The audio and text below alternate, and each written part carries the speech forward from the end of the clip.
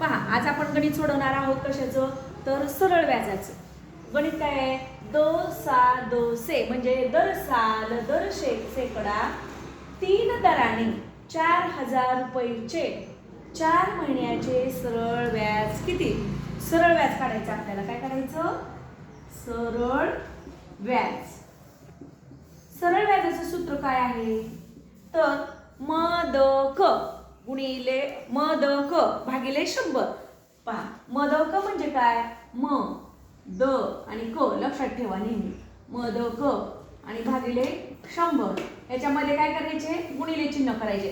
म्हणजे म म्हणजे काय, तर मुद्दल. म म्हणजे काय, मुद्दल. द द म्हणजे काय, दर. 3 दराने आहे दर. आणि क म्हणजे काय, तर काळ. किती काळ आहे, किती वर्ष आहेत, किती महिने आहेत ते म्हणजे क.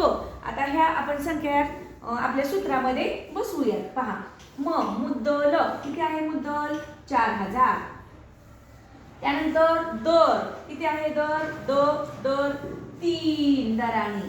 त्यानंतर किती काळ आहे, क म्हणजे काळ. काळ किती आहे, तर 4 महिन्यांचा काळ आहे. पहा, इथं 4 लिहिले आपण, पण महिने आहेत हे. या महिन्यांचं रूपांतर आपल्याला काय करावं लागेल, वर्षात करून घ्यावं लागेल. त्यासाठी वर्षामध्ये महिने किती असतात, 12.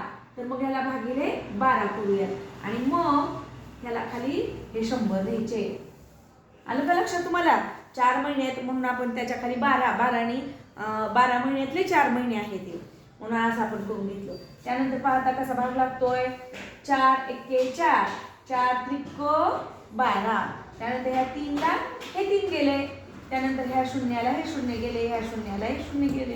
पहा किती राहिले खाली, इथं काहीच नाही राहिलं, इथं 40 राहिले. आणि खाली भागिले किती आहे, 1.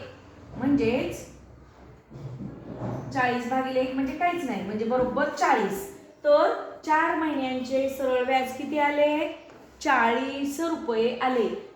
किती, 4000 रुपयाचे 4 महिन्याचं सरळ व्याज 3 दराने, 3% दराने 40 रुपये आले. समजलं तुम्हाला, समजलं.